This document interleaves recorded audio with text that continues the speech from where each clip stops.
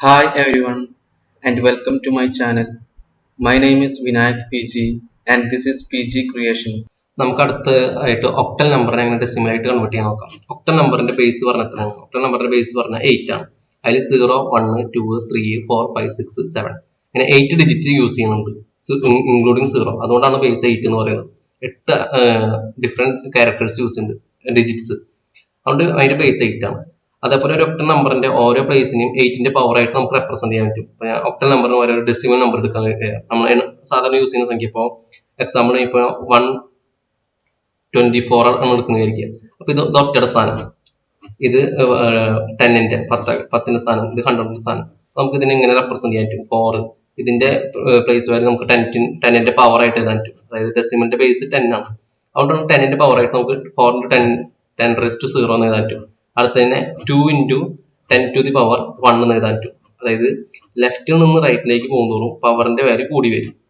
അടുത്തതിന് നമുക്ക് ലാസ്റ്റ് സംഖ്യ എത്രയാണ്? 1 ആണ്. 1നെ നമുക്ക് 1 into 10 to the power 2 എന്ന് എഴുതാൻ പറ്റും. ഇത് 3 കൂടി ആഡ് ചെയ്താൽ 4 20 100. അപ്പൊ 3 കൂടി ആഡ് ചെയ്താൽ 124.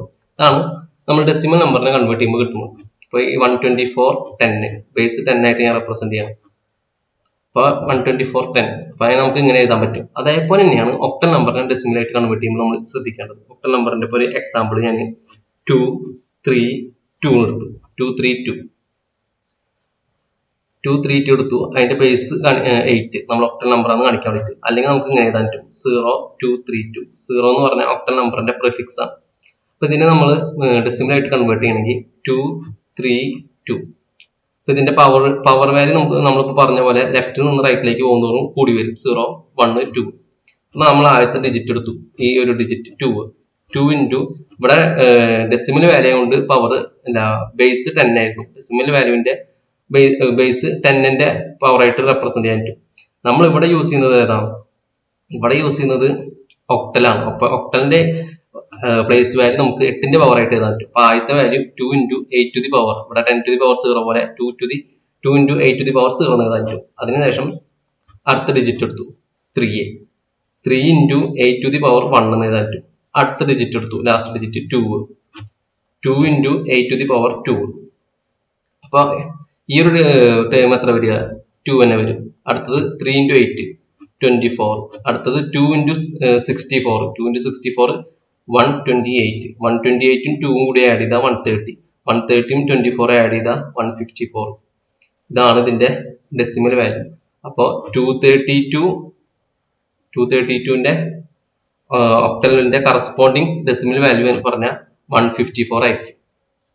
നമുക്ക് അടുത്തൊരു എക്സാമ്പിൾ കൂടി നോക്കാം. അടുത്തൊരു എക്സാമ്പിൾ ഞാൻ എടുക്കുന്ന ഒക്ടൽ വാല്യൂ പറഞ്ഞാൽ 324. ഒക്ടൽ വാല്യൂ റെപ്രസെന്റ് ചെയ്യാൻ ബേസ് 8 കൊടുത്തു. ഇതിന്റെ നമ്മൾ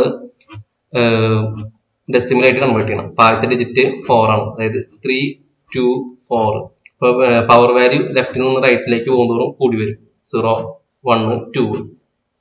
അപ്പൊ നമുക്ക് ഇതിനെങ്ങനെ എഴുതാൻ പറ്റും? 4 into ആദ്യത്തെ ഡിജിറ്റ് എടുത്തു. 4 into ഒക്ടൽ നമ്പറിന്റെ ബേസ് പറഞ്ഞ 8 ആണ്. 4 into 8 to the power 0. അടുത്ത ഡിജിറ്റ് എടുത്തു 2 into 8 to the power 1. അതായത് അതിന്റെ പവർ 1 ആയിരിക്കും. അടുത്ത ഡിജിറ്റ് 3 ആണ്. Plus 3 into 8 to the power 2. അപ്പൊ ഇത് 3 കൂടി ആഡ് ചെയ്യുക. 4 plus 2 into 8 16 plus 3 into 8 square, അതായത് 3 into 64. 4ഉം 16ഉം കൂടി ആഡ് ചെയ്ത് കഴിഞ്ഞാൽ 20 കിട്ടും. 3 into 64 ആഡ് ചെയ്ത് കഴിഞ്ഞാൽ 192 കിട്ടും. രണ്ടും കൂടി ആഡ് ചെയ്ത് കഴിഞ്ഞാൽ 212 കിട്ടും. 212 ബേസ് 10, അതായത് ഡെസിമൽ വാല്യൂ ആണിത്. അപ്പൊ 324 8 അതിന്റെ ഒക്ടൽ വാല്യൂന്റെ കറസ്പോണ്ടിങ് ഡെസിമൽ വാല്യൂ പറഞ്ഞാൽ 2112 ആയിരിക്കും.